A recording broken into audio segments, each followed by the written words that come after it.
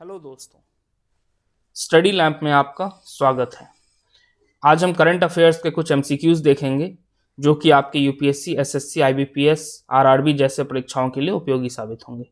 तो आइए चलते हैं, उन क्वेश्चंस को एक एक करके देखते हैं।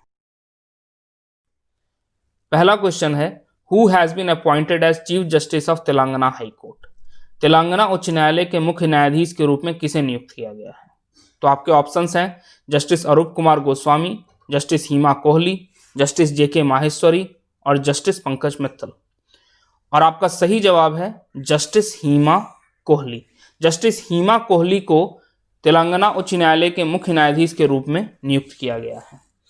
अब आपको जस्टिस हिमा कोहली के बारे में बता दें, सबसे महत्वपूर्ण बात कि यह तेलंगाना उच्च न्यायालय की पहली महिला मुख्य न्यायाधीश के रूप में नियुक्त की गई है, पहली महिला मुख्य न्यायाधीश। और बाकी ऑप्शंस के बारे में भी हम देख लें तो बाकी ऑप्शंस जैसे जस्टिस अरूप कुमार गोस्वामी, जस्टिस अरूप कुमार गोस्वामी को आंध्र प्रदेश हाई कोर्ट के मुख्य न्यायाधीश के रूप में नियुक्त किया गया है। जस्टिस जेके माहेश्वरी को सिक्किम हाई कोर्ट के मुख्य न्यायाधीश के रूप में नियुक्त किया गया है। और जस्टिस पंकज मित्तल को जम्मू कश्मीर और लद्दाख हाई कोर्ट के मुख्य न्यायाधीश के रूप में नियुक्त किया गया है। आइए अब अगले सवाल की तरफ चलते हैं। Fly big airlines has been recently started in which country. Fly big नामक एक एयरलाइन शुरू की गई है, वह किस देश में शुरू की गई है? आपके ऑप्शंस हैं यूएसए, जापान, सिंगापुर या इंडिया। तो इसका सही जवाब है इंडिया। फ्लाई बिग एयरलाइन एक नई एयरलाइन शुरू की गई है। इसने 3 जनवरी से अपनी विमानन सेवा शुरू की है, 3 जनवरी 2021 से।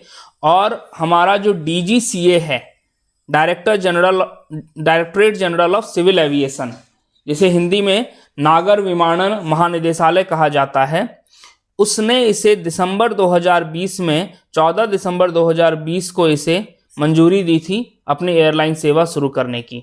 यह इंदौर की कंपनी है और इसका मुख्य जो हेडक्वार्टर जो है, इसका मुख्यालय जो है इसका, वो गुरुग्राम में स्थित है।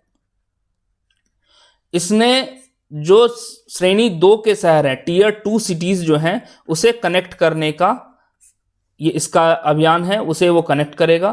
तो उसने अपने पहले फ्लाइट जो है इसकी, वो इंदौर से अहमदाबाद शुरू की थी और अब उसने इंदौर से रायपुर भी शुरू किया है 12 जनवरी 2021 को। आइए चलते हैं अब अगले सवाल की तरफ। Toycathon was recently seen in news, this has been launched by. Toycathon एक शब्द है जो कि अभी कुछ दिनों पहले समाचारों में प्रचलित था। तो यह किसके द्वारा लॉन्च किया गया है, किसके द्वारा इसकी शुरुआत की गई है? आपके ऑप्शंस हैं नरेंद्र मोदी, रमेश पोखरियाल, स्मृति जुबिन ईरानी या दोनों। तो सही जवाब है आपका दोनों, यानी कि रमेश पोखरियाल और स्मृति जुबिन ईरानी।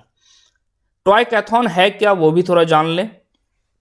तो टॉय कैथॉन एक ऐसी अभियान है, एक ऐसा प्रतियोगिता है जिसमें कि हम अपने सभ्यता, अपना इतिहास, अपनी संस्कृति, इन सब को मिला करके भारत में आत्मनिर्भर भारत के तहत ये शुरू किया गया है। और भारत में ही हम खिलौनों का निर्माण करेंगे, खिलौनों का निर्माण करेंगे। इसमें खिलौने बनाए जाएंगे।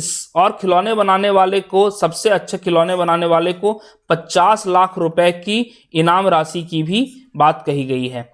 तो ये टॉय कैथॉन रमेश पोखरियाल, जो कि हमारे शिक्षा मंत्री हैं, और स्मृति जुबिन ईरानी जो कि women and child development minister हैं, इन दोनों के द्वारा यह शुरुआत की गई है। आइए चलते हैं अब अगले सवाल की तरफ। 40th Indian scientific expedition to Antarctica has been flagged off recently, the fuel for this is procured from. सवाल कह रहा है कि भारत की 40वीं जो वैज्ञानिक अभियान है जो अंटार्कटिका में जाती है, उसकी शुरुआत की गई है। तो इसके लिए जो तेल वगैरह की जो जरूरत है, वो कौन सी कंपनी मुहैया करा रही है? आपके ऑप्शंस हैं IOCL, BPCL, ONGC या HPCL। तो सबसे पहले तो आपको बता दूं मैं कुछ बातें कि ये जो अभियान है ये गोवा से शुरुआत की गई है इसकी, और ये गोवा से 43 मेंबर इसमें टोटल जाएंगे, 43 मेंबर्स विल बी गोइंग। और हमारा एंटार्क्टिका में, जो कि महत्वपूर्ण बात है, हमारा एंटार्क्टिका में अभी 2 स्टेशन है, 2 रिसर्च स्टेशन है, 2 रिसर्च स्टेशन है जिसे अनुसंधान केंद्र कहा जाता है। एक का नाम है मैत्री और दूसरे का नाम है भारती। इससे पहले वहां पर दक्षिण गंगोत्री हुआ करता था, लेकिन 99 में यह दक्षिण गंगोत्री 1999 दक्षिण गंगोत्री डूब गया था, जिसके बाद की मैत्री और भारती बनाई गई थी। तो इसके लिए हमारा अभियान जो है उसके लिए तेल कौन मुहैया करा रहा है? तो इसका सही जवाब है IOCL, Indian oil corporation limited. Indian oil corporation limited जो है वो इसको फ्यूल प्रोवाइड करा रहा है। आइए चलते हैं अगले सवाल की तरफ। MRSAM was recently seen in news. This has been developed jointly by। MRSAM क्या है? तो MRSAM मैं पहले बता दूं कि इसका फुल फॉर्म है medium range surface to air missile. ये एक प्रक्षेपास्त्र है ये, जो कि जमीन से हवा में मार करने वाली है। ऐसा प्रक्षेपास्त्र जो कि सतह से हवा में मार करने वाली है, ऐसा मिसाइल है। तो इसको अभी किसके द्वारा, ये अभी कुछ दिनों पहले समाचारों में था, तो इसे किसके द्वारा मिलकर के बनाया गया है? तो आपके ऑप्शंस हैं भारत और रूस, भारत और इजराइल, भारत और फ्रांस या भारत और अमेरिका। तो इसका सही जवाब है भारत और इजराइल। भारत और इजराइल ने मिलकर के इस मिसाइल को डेवलप किया है। भारत की तरफ से DRDO ने डेवलप किया है और इजराइल की तरफ से इजराइल की जो एजेंसी है उसने डेवलप किया है। और इस आपको कुछ और बातें बता दें कि आपने बाराक 8 के बारे में भी सुना होगा। तो बाराक 8 भी भारत और इजराइल ने मिलकर के ही डेवलप किया है। DRDO की एक एजेंसी है DRDL, वहां से ये डेवलप किया जाता है। जो लैब है ये DRDL एक लैब है और वहां पे ही इसे डेवलप किया जाता है। आइए चलते हैं अगले सवाल की तरफ। Which state has decided to award green tag to government offices? Green tag एक तरह का एक मार्क होगा जो कि सरकारी जो दफ्तर हैं उन्हें दिया जाएगा। तो किस राज्य ने इसका निर्णय लिया है कि सरकारी दफ्तरों को ग्रीन टैग का दिया जाएगा? तो इसका ऑप्शंस आपके पास है गुजरात, तमिलनाडु, कर्नाटका या केरला। तो इसका सही जवाब है केरला। केरला को green tag government offices, Kerala के गवर्नमेंट ऑफिसेज को ग्रीन टैग दिया जाएगा। तो ये ग्रीन टैग क्यों दिया जाएगा? सबसे पहले तो बात आती है कि ग्रीन टैग दिया क्यों जाएगा। तो ये इसलिए दिया जाएगा ताकि वो जो है प्लास्टिक का उपयोग कम करें, प्लास्टिक का उपयोग कम से कम करें और ऐसी चीजों का उपयोग करें जो कि रीयूज एंड रिसाइकल की जा सके, रीयूज और रिसाइकल की जा सके। ऐसे दफ्तरों को 26 जनवरी को ग्रीन टैग दिया जाएगा। अब आपको केरला के बारे में कुछ बातें बता दें। तो केरला को दूसरा नाम यह भी कहा जाता है गॉड्स ओन कंट्री। यह सवाल भी कभी कभी आ जाता है कि गॉड्स ओन कंट्री के नाम से कौन सा राज्य जाना जाता है। तो केरला गॉड्स ओन कंट्री के नाम से जाना जाता है। यह मालाबार कोस्ट पर स्थित है। और इसकी राजधानी के बारे में बता दें, इसकी राजधानी तिरुवनंतपुरम है। इसके CM पिनराई विजयन है, जिन्होंने घोषणा की है कि ग्रीन टैग दी जाए। पिनराई विजयन, राजधानी इसकी तिरुवनंतपुरम है, तिरुवनंतपुरम है। इसके गवर्नर का नाम है आरिफ मोहम्मद खान, आरिफ मोहम्मद खान। ये काफी चर्चित चेहरे हैं। इसमें टोटल 20 लोकसभा की सीटें हैं, 9 राज्यसभा की सीटें हैं और 141 विधानसभा की सीटें हैं। 141 विधानसभा की सीटें, इसमें विधान परिषद यहां पर नहीं है। अब आपको एक और बात बता दूं कि यहां का जो राज्य का जो जानवर जो है वो है इंडियन एलिफेंट, जो स्टेट एनिमल कहा जाता है इंडियन एलिफेंट। और स्टेट बर्ड जो है वो है ग्रेट हॉर्नबिल। यह सवाल कभी कभी आ जाता है कि ग्रेट हॉर्नबिल कहाँ का स्टेट एनिमल है। और आपको एक बात और बता दूं कि हॉर्नबिल फेस्टिवल नागालैंड में मनाया जाता है। यह सवाल यूपीएससी ने पूछ रखा है। हॉर्नबिल फेस्टिवल नागालैंड में मनाया जाता है। यह दिसंबर के पहले हफ्ते में मनाया जाता है। आइए चलते हैं अब अगले सवाल की तरफ। विच स्टेट हैज लॉन्च्ड कृषि संजीवनी वैन? ये वन नहीं वैन है। विच स्टेट हैज लॉन्च्ड कृषि संजीवनी वैन? किस राज्य ने कृषि संजीवनी वैन की शुरुआत की है? आपके ऑप्शंस हैं त्रिपुरा, कर्नाटका, मेघालय या तेलंगाना। तो इसका सही जवाब है कर्नाटका। कर्नाटका के जो मुख्यमंत्री हैं बीएस येदियुरप्पा, उन्होंने यह निर्णय लिया है कि जो हमारा जो सॉइल और वाटर, इसकी टेस्टिंग नहीं हो पाती है। सॉइल यानी मृदा और जल, इसकी टेस्टिंग हम सही से नहीं करवा पाते हैं, जिससे कि उर्वरक क्षमता की पहचान नहीं हो पाती है।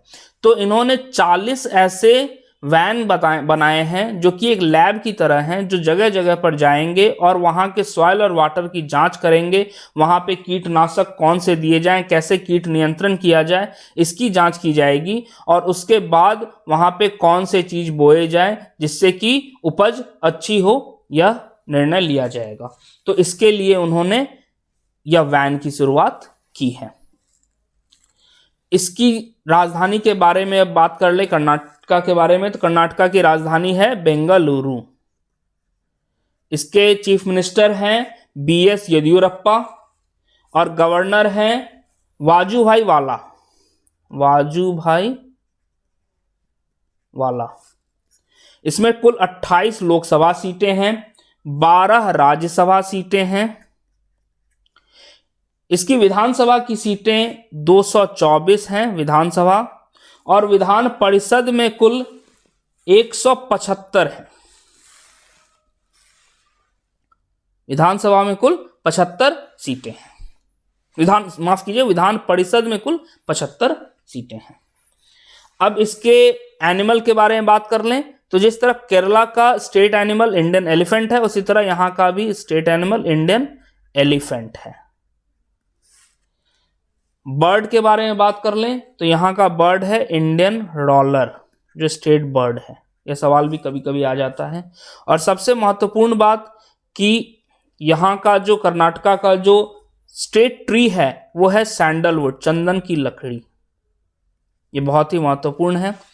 यहां भाषा कन्नड़ बोली जाती है और कन्नड़ एक क्लासिकल लैंग्वेज है। क्लासिकल लैंग्वेज कुल 6 क्लासिकल लैंग्वेज हैं, जिसके नाम मैं आपको एक एक करके बता दूं। पहला तमिल, ओडिया, संस्कृत, कन्नड़, मलयालम जो कि केरला की भाषा है, और तेलुगु। ये 6 जो हैं ये क्लासिकल लैंग्वेज के नाम से जाने जाते हैं। आइए चलते हैं अब अगले सवाल की तरफ। World's first double stack container train has been flagged off recently. Which 2 states has been connected through this. तो आपको पहले बता दें कि वर्ल्ड का पहला डबल स्टैक कंटेनर ट्रेन जो है वो भारत में शुरू किया गया है। इससे पहले अमेरिका में डबल स्टैक ट्रेनें चली हैं, मगर कंटेनर ट्रेनें नहीं चली हैं। तो कौन से 2 राज्य भारत में इसके द्वारा जोड़े गए हैं? तो सबसे पहले तो ये बता दें कि डबल स्टैक कंटेनर ट्रेन है क्या। तो ये 2 तल का कंटेनर ट्रेन होगा जो कि करीब 1.5 किलोमीटर लंबा होगा। और एक माल ढुलाई के लिए गलियारा बनाया जा रहा है, पूर्वी गलियारा और पश्चिमी गलियारा।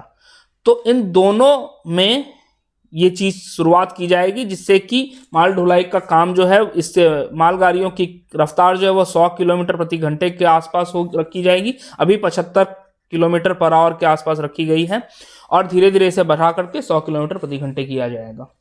तो ये जो माल ढुलाई गलियारा है, ये वेस्टर्न माल ढुलाई गलियारे में पहली बार डबल स्टैक कंटेनर ट्रेन चलाई गई है, जो कि उत्तर प्रदेश से राजस्थान को माफ कीजिएगा, जो कि राजस्थान से हरियाणा को, आपके ऑप्शंस यहां पर है उत्तर प्रदेश हरियाणा, उत्तर प्रदेश राजस्थान, राजस्थान हरियाणा और मध्य प्रदेश महाराष्ट्र। तो राजस्थान से हरियाणा को इसमें जोड़ा गया है। आइए अब अगले सवाल की तरफ चलते हैं। Bird flu is seen in news recently, it is caused by. Bird flu का भी आप लोग नाम सुन रहे होंगे, तो ये किसके द्वारा होता है? बैक्टीरिया, वायरस, प्रोटोजोआ या फंगाई। तो इसका सही जवाब है वायरस। ये वायरस के द्वारा होता है। इस वायरस को इन्फ्लुएंजा टाइप ए वायरस कहते हैं। इन्फ्लुएंजा टाइप ए वायरस इसे कहा जाता है। इसीलिए बर्ड फ्लू का दूसरा नाम एवियन इन्फ्लुएंजा भी होता है। एवियन इन्फ्लुएंजा, एवियन बर्ड से बना, एवियन इन्फ्लुएंजा। तो इसकी ह्यूमन ट्रांसमिशन तो बहुत ही कम है, नहीं के बराबर देखी गई है, जो कि इंसानों में ये आए। लेकिन फिर भी यह कहा जाता है कि जब भी आप मांस या अंडा वगैरह छुएं तो अपने हाथ अच्छे से धो लें। और इसके सिम्टम्स होते हैं जैसे कि बुखार, खांसी या शरीर में दर्द, अकड़न, ये वगैरह इसके सिम्टम्स होते हैं। अब आते हैं हम कुछ बैक्टीरिया से रिलेटेड, प्रोटोजोआ या फंगाई और वायरस से रिलेटेड बीमारी जो है उनके नाम भी देख लें। तो कॉलरा वो बैक्टीरिया से होता है, टीबी बैक्टीरिया से होता है, लेप्रोसी बैक्टीरिया से होता है, डिप्थेरिया यह भी बैक्टीरिया से होता है। वायरस के कुछ देख लें। वायरस में जैसे polio, chicken pox, hepatitis, Ebola, ये सब वायरस कॉज्ड डिजीज है। रेबीज भी वायरस कॉज्ड डिजीज है। प्रोटोजोआ से जो होने वाली बीमारी है वो है मलेरिया, ये प्रोटोजोआ से होता है। फंगस से होने वाली बीमारी जो है वो है रिंगवॉर्म, जो खुजली होती है रिंगवॉर्म वो है, या फंगल आई इन्फेक्शन भी हो जाता है, ये भी फंगस से होता है। आइए अब अगले सवाल की तरफ चलते हैं। Which state has recently opened India's first fire park? अब फायर पार्क के बारे में तो जान ले पहले कि फायर पार्क है क्या। तो एक ऐसा पार्क है जिसमें कि अग्नि सुरक्षा उपाय, फायर सेफ्टी मेजर्स जो हैं उसकी यूज की जाएगी। फायर सेफ्टी मेजर्स, अग्नि सुरक्षा उपायों के बारे में उसमें बताया जाएगा और उसके लिए जागरूकता लाना इसका श्रेय है। तो कहां पर खोला गया है इसे? तो इसके आपके ऑप्शंस हैं झारखंड, उड़ीसा, तमिलनाडु या केरला। तो इसका सही जवाब है उड़ीसा। उड़ीसा में इंडियाज फर्स्ट फायर पार्क खोला गया है। अब आपको उड़ीसा के बारे में कुछ बातें बता दें कि उड़ीसा की राजधानी क्या है? भुवनेश्वर। यहाँ के मुख्यमंत्री कौन है? नवीन पटनायक। यहाँ के गवर्नर कौन है? गणेशी लाल। यहाँ पे कुल 21 लोकसभा सीटें हैं, 10 राज्यसभा सीटें हैं और 147 विधानसभा सीटें हैं। अब मैंने आपको पिछले बार अभी कुछ देर पहले बताया था कि यहाँ की भाषा ओडिया जो है वो एक क्लासिकल लैंग्वेज है। यहाँ की भाषा ओडिया क्लासिकल लैंग्वेज है और ओडिसी जो है वो यहाँ की क्लासिकल डांस फॉर्म है, क्लासिकल नृत्य फॉर्म है, क्लासिकल डांस फॉर्म है। यहाँ पर उड़ीसा में कुछ नेशनल पार्क जो कि काफी इंपॉर्टेंट हैं। पहला है भितरकनिका नेशनल पार्क, ये काफी इंपॉर्टेंट है, काफी बार इससे सवाल आता है। और ये किस लिए जाना जाता है? ये सॉल्ट वाटर क्रोकोडाइल के लिए जाना जाता है, सॉल्ट वाटर क्रोकोडाइल। यहाँ पर चिल्का लेक भी है, और यहाँ पर सिमलीपाल नेशनल पार्क भी है। तो उम्मीद करता हूं आपको ये सारे सवाल समझ में आए होंगे।